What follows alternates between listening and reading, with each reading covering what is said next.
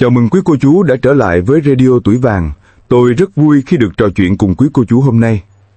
Nhiều người trong chúng ta thường mặc định rằng đã 70, 80 hay 90 tuổi thì việc chân yếu, đi lại run rẩy, phải ngồi một chỗ là chuyện hiển nhiên, là một phần tất yếu của tuổi già. Nhưng quý cô chú có biết không, chính cái suy nghĩ già rồi thì phải chịu này lại đang là kẻ thù số một âm thầm phá hoại đôi chân mình. Quý cô chú có từng tự hỏi, tại sao có người 90 tuổi vẫn tự mình đi chợ, thăm con cháu, nhưng có người lại phải phụ thuộc hoàn toàn vào người khác không? Sự khác biệt lớn nhất giữa hai cuộc đời này nằm ở đâu? Sự thật gây sốc mà ít ai dám nói là chúng ta hoàn toàn có thể duy trì một hệ thống cơ xương khớp bền chắc ngay cả khi tuổi đã cao, miễn là có lối sống lành mạnh. Với tôi, đôi chân khỏe mạnh không chỉ là đi lại, nó chính là giữ lấy sự tự lập, giữ lấy niềm tự do và chất lượng cuộc sống quý giá của mình. Nếu quý cô chú đã dành rất nhiều tiền vào thuốc bổ nhưng lại quên mất việc chăm sóc nền tảng của cơ thể mình, hay đang bỏ qua những cơn đau mỏi, tê bì, thì video này là lời hứa giá trị dành cho quý cô chú. Hôm nay, tôi sẽ chia sẻ 4 thói quen cốt lõi, những bí quyết rất cụ thể, dễ thực hiện cho người Việt Nam chúng ta để giúp đôi chân mình vững vàng, tự chủ cho đến tuổi 90. Quý cô chú hãy ở lại cùng tôi xem đến cuối video để biết được 5 sai lầm phổ biến mà chúng ta mắc phải hàng ngày, đặc biệt là việc lạm dụng thuốc giảm đau. Nó đang âm thầm tàn phá dạ dày, hại thận và trớ trêu thay, chính là thủ phạm gây loãng xương. Và khám phá ra bài tập đơn giản nhất, miễn phí nhất mà lại hiệu quả phi thường, giúp tăng cường sức mạnh cơ chân, gánh vác bớt trọng lượng cơ thể để giảm áp lực lên khớp gối và khớp hông ngay lập tức. Vấn đề cốt lõi ở đây là chúng ta thường ngại đi khám, ngại vận động vì sợ đau, và chấp nhận những cơn đau mỏi như một lẽ tự nhiên. Giải pháp toàn diện cho vấn đề này không phải là thuốc, mà là việc xây dựng một hệ thống cơ xương khớp vững chắc từ bên trong, thông qua dinh dưỡng, vận động và quản lý bệnh nền. Chào mừng quý cô chú đến với phần phân tích chi tiết. Chúng ta sẽ cùng nhau đi sâu vào 4 bí quyết cốt lõi để duy trì đôi chân vững chãi đến tuổi già, biến những thông tin khoa học thành câu chuyện gần gũi và đầy cảm xúc về sự tự do của tuổi già. 1. Kiểm tra sức khỏe và quản lý bệnh nền. Nhiều quý cô chú thường có tâm lý ngại đi khám, chỉ khi nào đau không chịu nổi mới đi. Nhưng thưa quý cô chú, để giữ đôi chân khỏe, chúng ta phải đi trước một bước. Đây là bước chủ động phòng thủ, giúp chúng ta nhận diện và vô hiệu hóa những kẻ thù thầm lặng đang rình rập. Kiểm tra tổng quát và các chỉ số quan trọng. Tưởng chừng như đường huyết, huyết áp và mỡ máu không liên quan đến chân, nhưng thực ra chúng lại ảnh hưởng trực tiếp đến mạch máu nuôi dưỡng đuôi chân của chúng ta. Khi máu lưu thông kém, chân sẽ thiếu oxy và dinh dưỡng, dẫn đến cơ bắp yếu và dây thần kinh bị tổn thương. Đối phó với kẻ thù thầm lặng là loãng xương. Tôi phải nhấn mạnh điều này, nếu quý cô chú đã trên 50 tuổi hoặc không may đã từng bị gãy xương, nhất định cần phải đi đo mật độ xương. Loãng xương là một kẻ thù thầm lặng, nó làm cho xương của chúng ta giòn và dễ gãy dù chỉ là một cú va chạm nhẹ. Việc đo mật độ xương giúp chúng ta xây dựng tấm khiên bảo vệ xương kịp thời. Quản lý bệnh lý nền, xây dựng tấm khiên. Nếu đã có sẵn các bệnh mãn tính như loãng xương, tiểu đường hay viêm khớp, việc đầu tiên là phải tuân thủ nghiêm ngặt phác đồ điều trị của bác sĩ. Ví dụ như việc kiểm soát tốt đường huyết và huyết áp giúp máu lưu thông tốt hơn. Khi quý cô chú tuân thủ điều trị loãng xương, việc bổ sung canxi và vitamin D theo đúng chỉ định sẽ giúp xây dựng tấm khiên bảo vệ xương, tránh nguy cơ gãy xương do xương yếu. Khi quý cô chú có triệu chứng đau, sưng hoặc cứng khớp ở chân, đừng tự ý mua thuốc giảm đau về uống. Hãy đến gặp bác sĩ chuyên khoa xương khớp.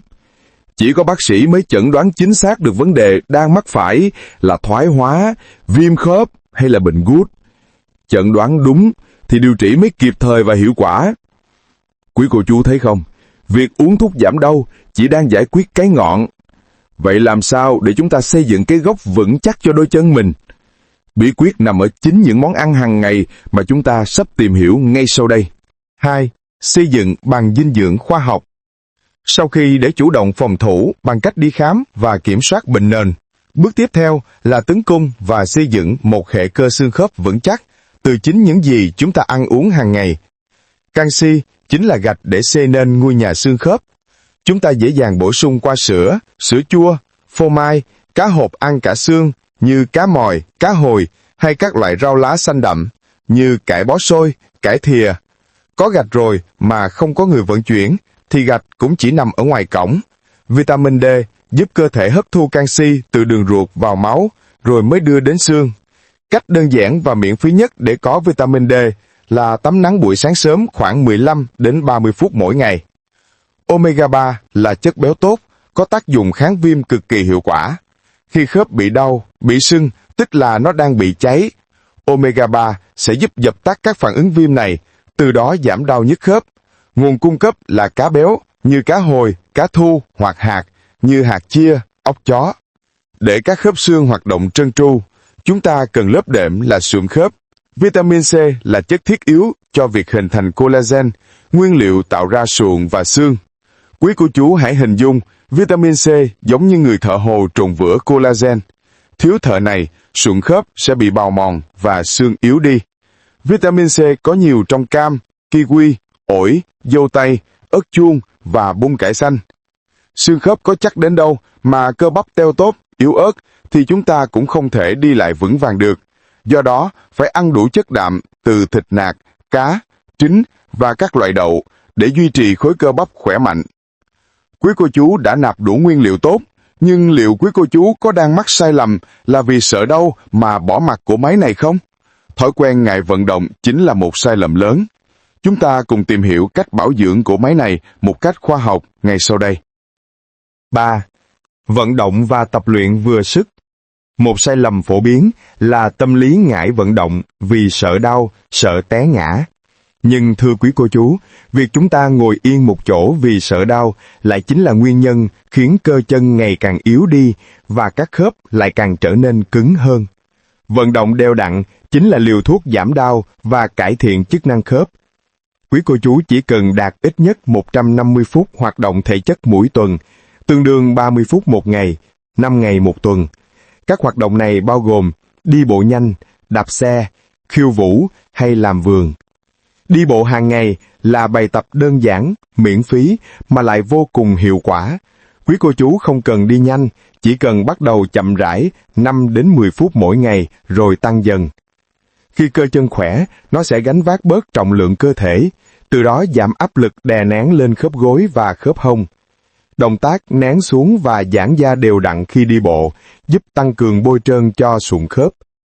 Bài tập thân thiện với khớp, chống té ngã.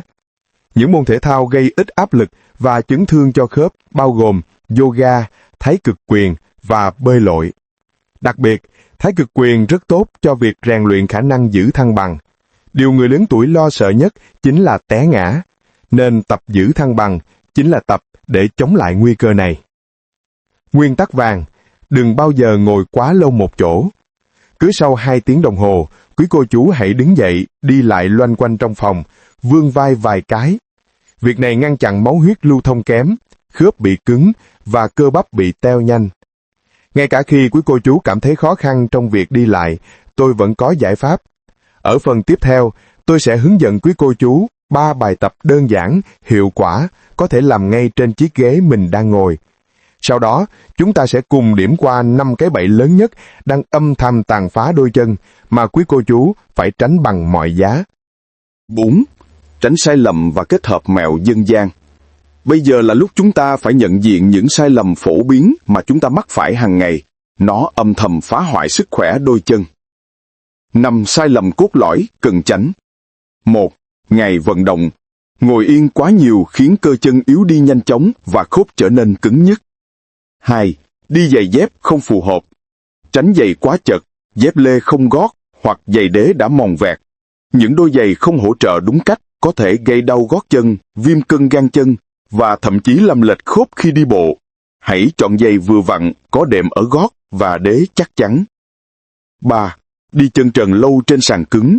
Ở Việt Nam, sàn gạch hoa rất cứng, thói quen đi chân trần có thể gây gãy xương. Điều này cực kỳ nguy hiểm đối với người bệnh tiểu đường vì họ dễ bị mất cảm giác ở chân. Một vết nứt nhỏ cũng có thể dẫn đến nhiễm trùng và biến chứng đáng sợ. 4. Lạm dụng thuốc giảm đau. Đây là cái bẫy vô cùng nguy hiểm. Việc uống quá nhiều thuốc giảm đau, NSAID, corticoid mà không có chỉ dẫn của bác sĩ, không chỉ gây hại dạ dày, gan, thận, mà một điều trớ trêu là chính những loại thuốc này lại có thể là thủ phạm gây ra loãng xương. Thuốc chỉ giải quyết cái ngọn, giảm cảm giác đau, chứ không hề chữa trị cái gốc của căn bệnh. 5. Dinh dưỡng thiếu thốn hoặc ăn kiêng cực đoan.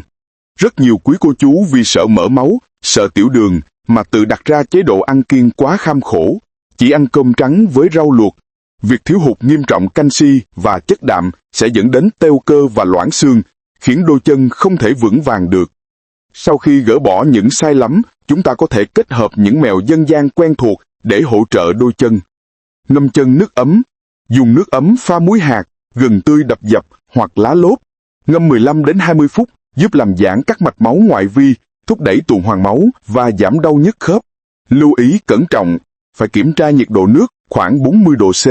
Tuyệt đối không dùng nước quá nóng, đặc biệt là với người tiểu đường bị mất cảm giác ở chân. Một vết nứt nhỏ cũng có thể dẫn đến nhiễm trùng và biến chứng đáng sợ. Xoa bóp chân. Dùng dầu gừng hoặc dầu ngải cứu xoa bóp nhẹ nhàng vùng bắp chân và lòng bàn chân. Việc này giúp thư giãn cơ bắp ngay lập tức và tăng cường lưu thông máu. Bồi bổ từ bên trong. Uống trà gừng ấm, gừng chứa hoạt chất kháng viêm gọi là gingerol. Canh xương ống hầm kỹ, lấy collagen tự nhiên, hoặc thêm vừng đen đã rang thơm vào các món ăn. Theo kinh nghiệm dân gian thì vừng đen giúp bổ xương rất tốt. Như quý cô chú đã thấy, việc giữ cho đôi chân khỏe mạnh đến tuổi già không phải là một điều mặc định phải chấp nhận khi về già, mà đó là sự lựa chọn và nỗ lực của chúng ta. Đôi chân khỏe mạnh chính là món quà quý giá nhất mà chúng ta có thể tự tặng cho mình khi về già. Giữ đôi chân khỏe chính là giữ lấy sự tự do, sự độc lập và niềm vui sống của mình. Chúng ta đã cùng nhau tìm hiểu rất kỹ 4 nhóm bí quyết lớn để giữ cho đôi chân vững vàng đến tuổi 90.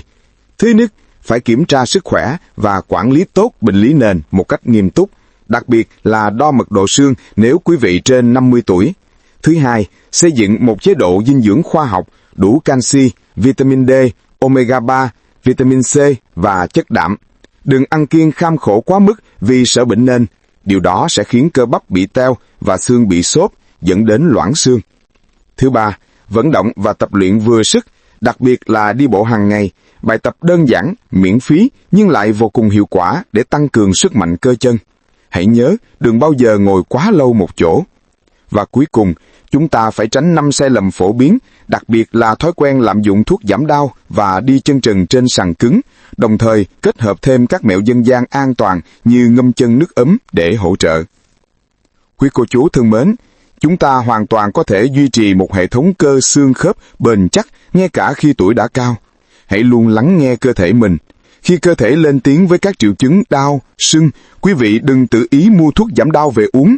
Thay vào đó, hãy đến gặp bác sĩ chuyên khoa xương khớp để chẩn đoán đúng và điều trị kịp thời.